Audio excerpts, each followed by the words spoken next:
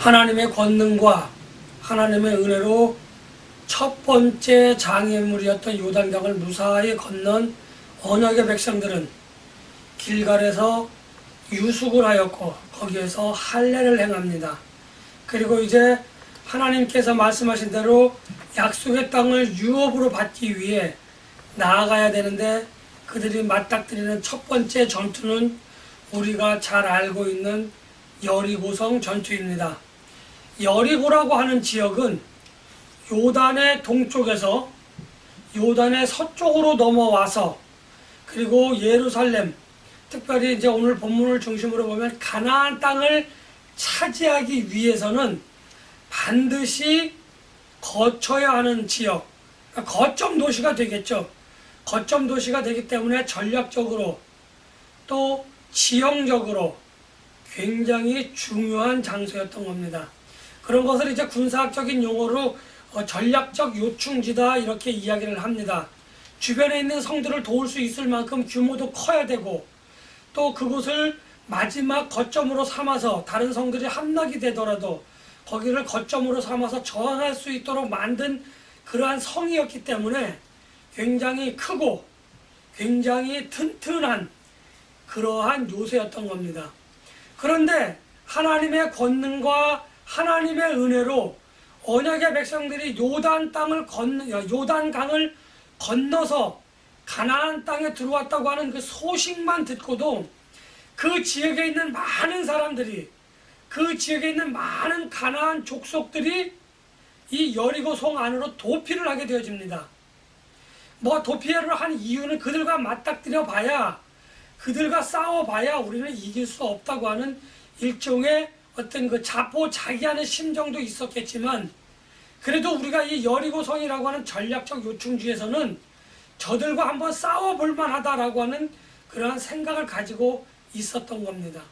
그래서 그들은 그곳에 들어가서 성문을 단단히 잠그고, 성문을 단단히 걸어 잠그고, 이제 그들이 그냥 지나가 주면 좋겠다라는 생각을 가졌을 수도 있습니다.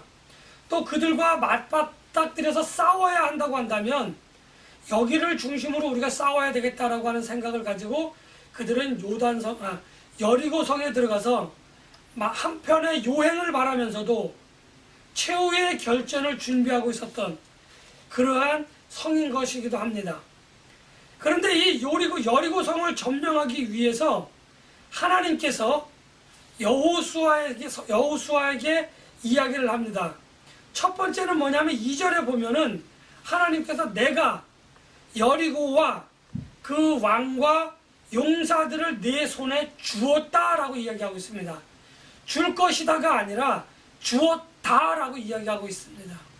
그리고 이제 이스라엘 백성들이 총 7날 동안 이제 그 성을 돌게 되어지는데 엿새 동안은 그 성을 하루에 한 바퀴 돕니다.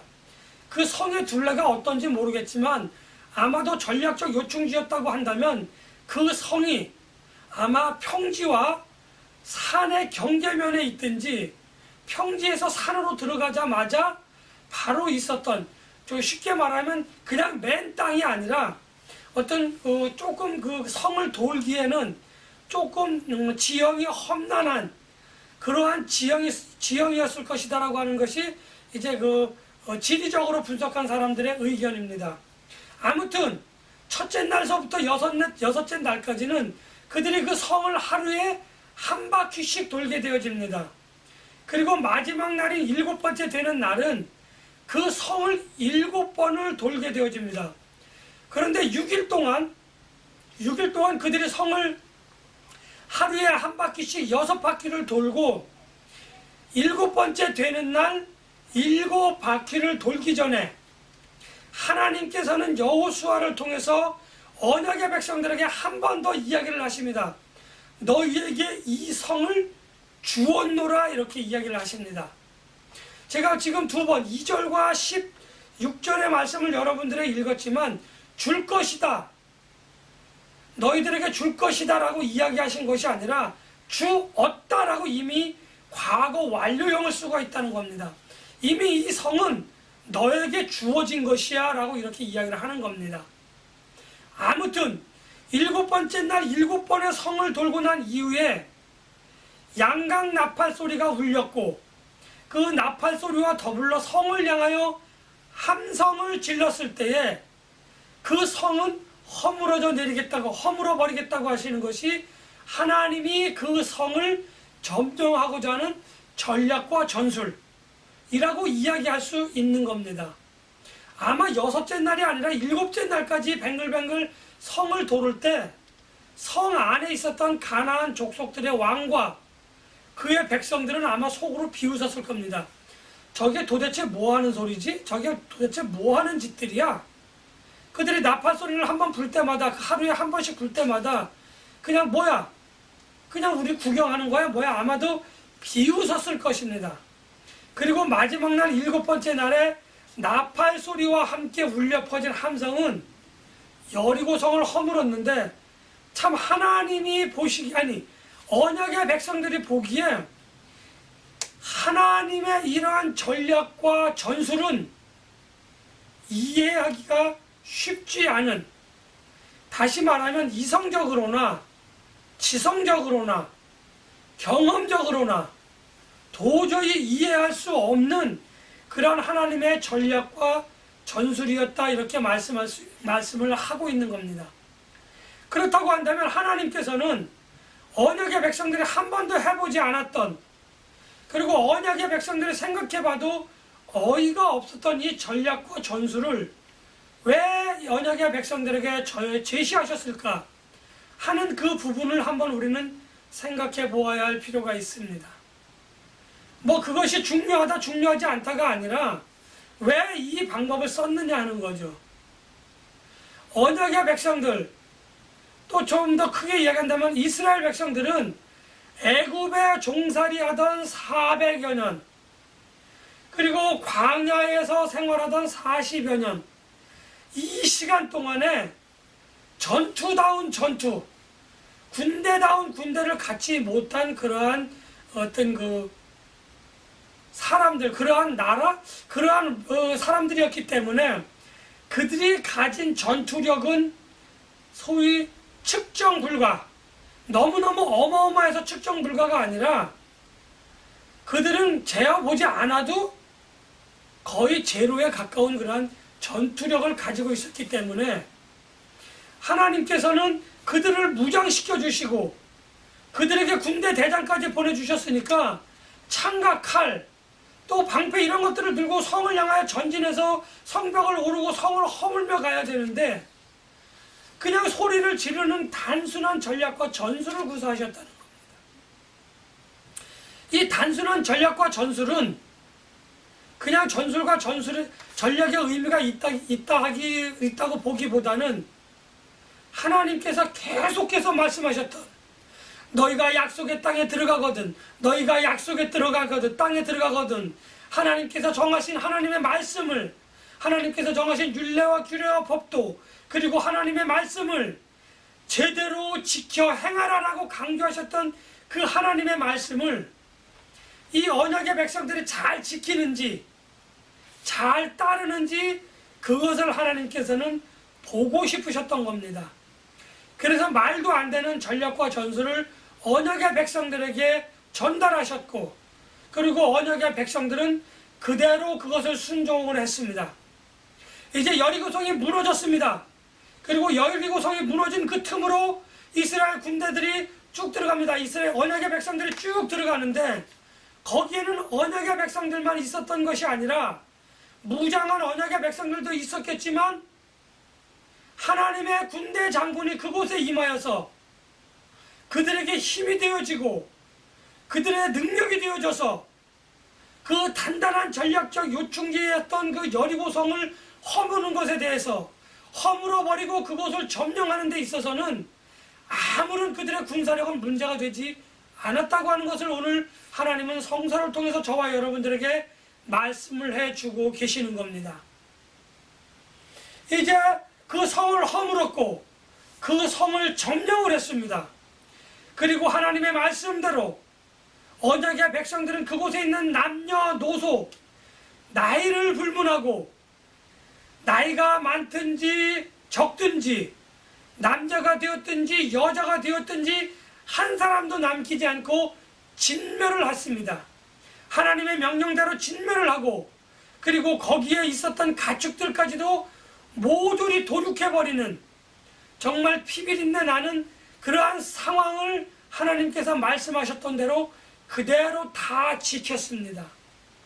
그리고 하나님께서 말씀하신 대로 모든 그곳에서 있었던 전리품들을 챙겨서 여호와의 전으로 옮겨서 하나님의 곳간에 그것을 들여놓게 되어지는데, 모든 사람들이 하나님의 말씀을 잘 준행하였는데 단 한 사람만이 하나님의 말씀을 준행하지 못하는 그러한 일들이 벌어졌다고 하는 것을 우리는 잘 알고 있습니다.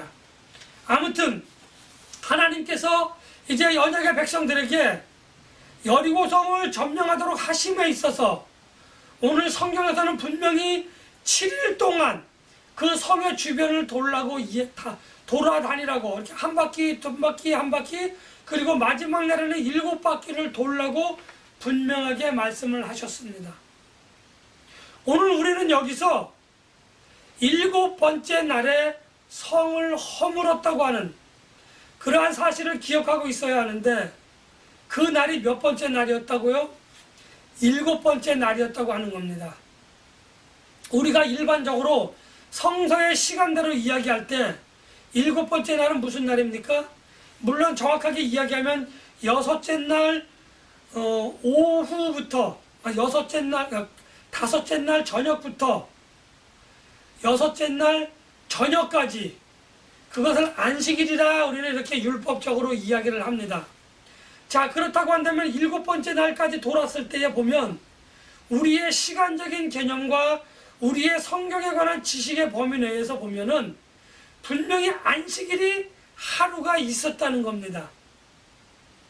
안식일이 하루가 있었음에도 불구하고 하나님께서 분명히 안식일을 거룩히 지키라 라고 말씀을 하셨음에도 불구하고 하나님께서 스스로 그 날을 지정하시고 그 날에는 한 바퀴를 돌고, 그리고 안식일에는 7바퀴를 돌라, 또는 안식일 전날 7바퀴를 돌고 안식일 전전날 한 바퀴를 돌게끔, 오늘 성경의 문맥상 해석을 보면 분명하게 이 7날 중에는 안식일이 끼어 있었다고 하는 것을 우리는 눈여겨보아야만 할 것입니다. 안식일이 끼어 있었다. 하나님이 스스로 말씀하신 안식일을 거룩히 지키라라고 하는 그 말씀을 하나님께서 부정해버린 사건이 오늘 여기에 있는 겁니다.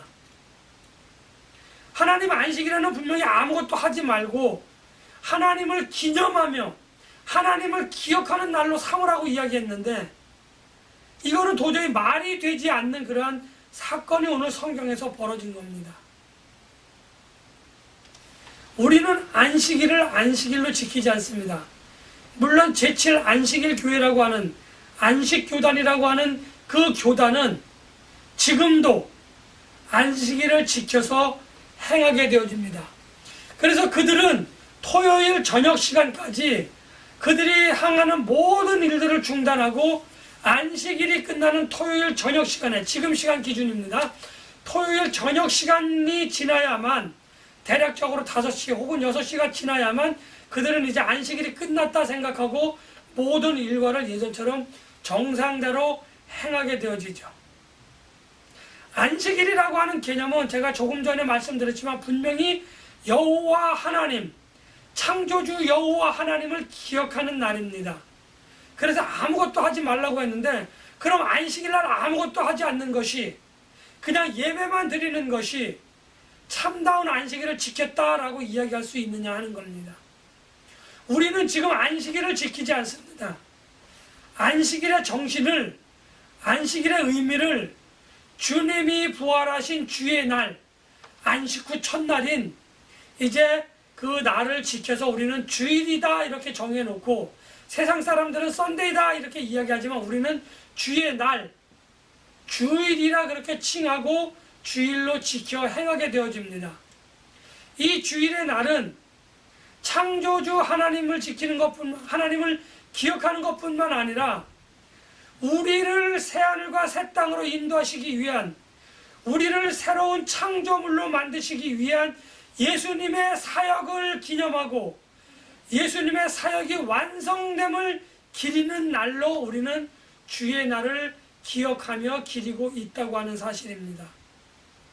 그래서 우리는 주의 날에 반드시 예배를 드려야 되는 것으로 그렇게 알고 있습니다. 또 많은 신자들이 그렇게 알고 있습니다. 간단한 예를 들겠습니다. 주일 성수라고 하는 개념이 많은 신앙인들에게 있어서 도전거리가 되어집니다. 도대체 주일 성수가 무슨 개념인지, 그냥 주일날 교회에 와서 예배를 드리는 것으로 내가 주일 성수를 다 했다 라고 이야기할 수 있는지 하는 부분을 우리는 주일 성수라고 하는 개념에서 살펴볼 수 있습니다. 그러나 엄격한 의미의 주일 성수는 안식일의 개념이 들어와서 안식일을 완성한 개념이기 때문에 아무것도 하지 않아야 된다라고 하는 개념이 이제 주일이라고 하는 개념에는 있는 것이 아닙니다. 예수님께서 말씀하셨죠. 안식일에 사람을 살리는 일을 하지 말라는 말이냐라고 하는 그러한 예화가 신약 성서에 등장하고 있습니다. 안식일의 정신은 하나님을 기억하고 하나님을 기념하며 하나님께 감사하는, 그러하면서 하나님의 말씀을 듣는 날이 안식일입니다. 하나님을 기억하라고 하는 것은 하나님이 우리의 구세주가 되고 하나님이 우리의 창조주가 된다고 하는 것을 기억하는 것입니다. 안식일의 개념이 주일로 넘어왔습니다. 주일날 우리가 예배를 드리지 않고 놀러 간다든지 혹은 집안에 대소사가 있어서 주일 성수하지 못하는 경우가 우리는 종종 있습니다. 그래서 그것 때문에 죄책감을 가지고 한 주 한 주를 살아가는 그런 심령들이 많이 있습니다. 안식일을 거룩히 지켜 행하라, 주일 성수를 해라 라고 하는 것은 우리가 볼 때에, 우리가 그 안식일의 정신에 비추어 볼 때에 안식일에는 아무것도 하지 말라는 그러한 이야기가 아니고, 안식일에는 내가 하고 싶은 것, 다시 말하면 자기의 정욕을 위해서, 자기의 유익을 위해서 자기의 유익을 구하는 그러한 일들을 하지 말고 하나님의 공의를 위한 일을 하라라고 하는 것이 안식일의 개념이고, 그것이 주일 성수의 참다운 의미인데 우리는 그런 것은 다 빼버리고 안식일을 그렇게 지켜 행하고 아무것도 하지 말라고 했으니까 안식일날 아무것도 안 하고 주일날 아무것도 안 하고 예배를 드려야 돼 라고 하는 잘못된 안식일에 대한, 잘못된 주일에 대한 관념을 가지고 있고, 그러한 것이 선입견이 되어졌기 때문에 우리는 주일 성수를 하지 않으면 하나님께 마치 큰 벌을 받는, 무슨 어떤 화를 당하는 그러한 결과를 가져올 것이다 라고 하는 생각을 우리는 떨쳐버리지 못한다고 하는 겁니다. 저는 여러분들에게 말씀을 드립니다.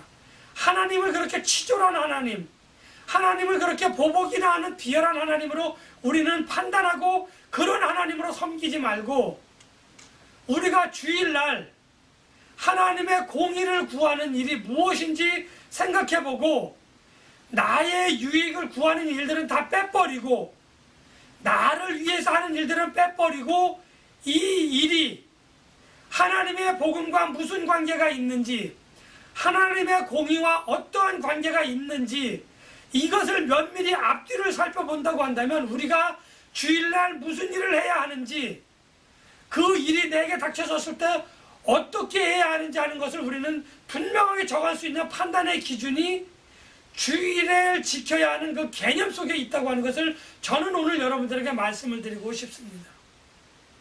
분명히 7일 가운데에는 제가 안식일이 들어있다고 이야기를 했습니다.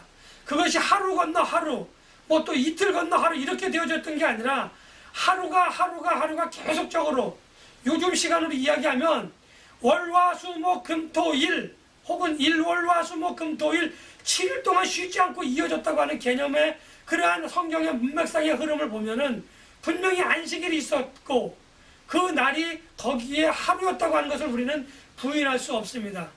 어떤 이들은 이 7번째 날, 여리고성을 7번째 도른 그 날이 안식일이 아니었을까라고 추측해서 생각해 볼 수도 있지만, 아무튼 어느 날이 안식일이었다는 것이 중요한 것이 아니라 안식일이 하루 들어 있었고 하나님께서 스스로 그 율법을 나쁘게 이야기하면 파손해 버린 것이고, 조금 좋게 이야기하면 하나님께서 그 율법을 지키지 않아도 되도록 율법 준수를 잠깐 유예해 주신 겁니다. 아니, 율법을 지키지 못한 사람들에 대한 징벌을 유예해 주신 거예요. 어떤 걸로? 말씀에 순종하는 것으로 그 율법을 지키지 못한 것을 하나님께서 탕감해 주셨다는 겁니다.